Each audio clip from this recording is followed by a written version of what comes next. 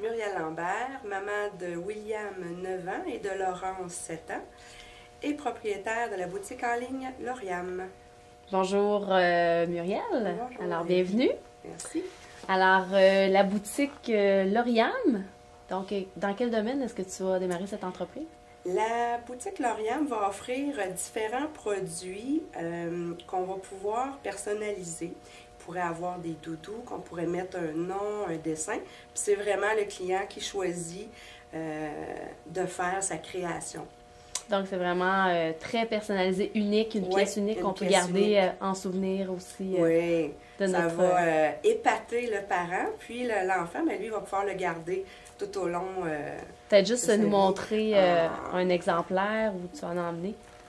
Ça ici, le doudou. Puis c'est ça, vous choisissez toutes les couleurs. La couleur, ça on appelle ça du micro-polar avec une micro-fourrure. Puis vous choisissez le lettrage du nom du bébé. Puis un petit dessin. Des fois, on demande c'est quoi son thème dans sa chambre. On s'inspire souvent de ça. Puis j'essaye de tout agencer pour que ça soit joli. Belle idée. Écoute, par curiosité, qu'est-ce que tu faisais, Muriel, avant de penser démarrer cette entreprise? Avant, mes antécédents sont dans la restauration. J'ai été, serveuse, mais j'ai été gérante, assistante gérante. J'ai ouvert des restaurants comme Saint-Hubert, j'étais agent formateur. Après ça, côté artiste, j'étais un peu dans le domaine des arts avec Omer de Serre, encore dans la vente. Et puis, j'ai arrêté de travailler pour mes 2 petits poux. Puis, en arrêtant de travailler, je voulais quand même rester active sur le marché du travail. Fait que je me cherchais une idée pour me repartir en affaires. Et est-ce que tu avais des exemples d'entrepreneurs autour de toi? Est-ce qu'il y a des gens qui t'ont inspiré, qui t'ont encouragé à le faire? Mon père, lui, il avait son entreprise. Je ne peux pas dire que c'est ça qui m'a inspiré parce que lui, il vendait des foyers. C'était pas... je pense que j'ai toujours eu ça en dedans de moi. Là, toute petite, c'était moi qui organisais les... on se faisait des petits camps là, dans le cabanon, puis c'est moi qui planifiais les choses. C'est de loin là, que j'avais la fibre entrepreneur. Et donc, maman de 2 enfants, est-ce que, comment la maternité a pu changer ta vie ou a pu amener d'autres façons de voir la vie? Ou, OK. Peut-être c'est un peu à cause de mes enfants que j'ai fait le grand saut. C'est ça, je voulais m'occuper d'eux, mes valeurs personnelles qu'on partageait, moi puis mon chum, c'était de ne pas avoir des enfants avec des clés dans le cou. Alors, je voulais rester à la maison, mais en même temps, j'avais le goût de travailler. Je me suis cherché une idée, savoir qu'est-ce que je pourrais faire à la maison puis qui pourrait rapporter des sous. Puis, ça n'a pas débuté tout de suite avec ça, c'est sûr. Moi, j'ai fait un cours... moi, j'avais une passion, j'ai toujours fait de la confection. J'ai voulu parfaire mes connaissances, j'ai été faire un cours à temps plein avec un bébé de 2 ans et de 4 ans. Et puis, ça a été, je pense que ça a été vraiment un virement important. Ça a été les 2 plus belles années de ma vie. J'ai remporté des concours. J'ai remporté la première place en haute couture au Festival des Tulipes d'Ottawa. J'ai remporté le premier prix de concours d'entrepreneuriat étudiant. Puis il y en a d'autres aussi, là, mais là, on va arrêter. C'est assez. C'est assez.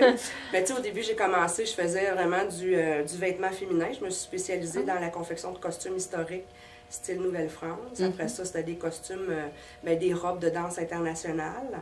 Puis après ça, ça a été dans les écoles de danse, les tutus, ces choses-là. Donc, la couture a toujours été là. Toujours. Mais qu'est-ce qui t'a amené à avoir un virement vers, justement, les choses de bébé? C'est un cadeau que j'ai offert par hasard, comme ça, à quelqu'un, puis ça a fait boule de neige. Puis là, tout le monde me disait, tu sais, fais quelque chose avec ça.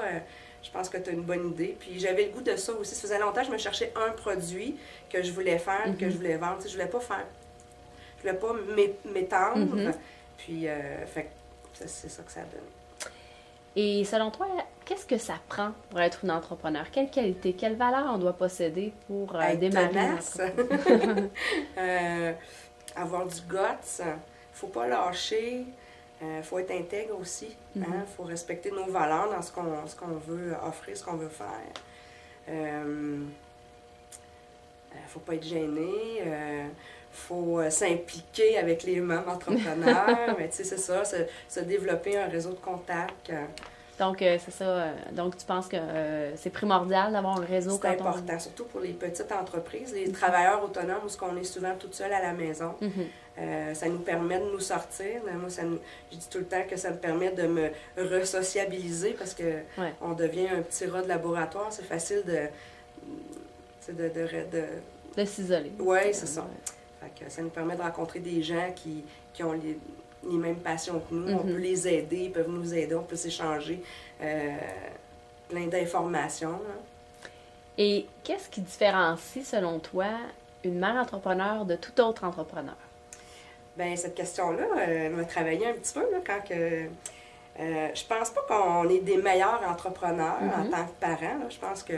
Sauf que la différence, c'est que ça nous remet les priorités assez vite à la bonne place quand on a des enfants, parce qu'on a une vie à côté du travail. C'est pas juste le travail. T'sais, moi, mes valeurs, ma priorité, c'est mes enfants, ma famille, mon mari, puis après ça, c'est ma job. Fait que quand à un moment donné, tu es trop dans le jus, mais là, c'est le temps d'aller faire les devoirs, puis le souper, tu n'as pas le choix. Fait que ça te donne aussi un temps d'arrêt. Puis après ça, tu y retournes. Puis... Donc, un certain équilibre tout ça. Et justement, parlant d'équilibre, est-ce que c'est donc possible de pouvoir concilier travail et famille? Est-ce que, est-ce que vous avez réussi? Oui, c'est long à apprendre, par exemple.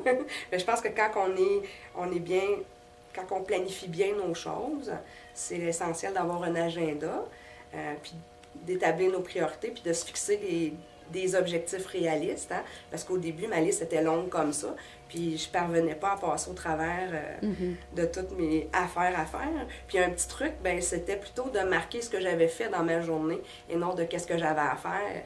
Puis c'est surprenant tout ce qu'on accomplit dans une journée, là. C'est d'avoir deux, trois petits objectifs là, fixes, mais t'écris, j'ai fait ça, mais en fin de compte, j'ai eu une bonne semaine.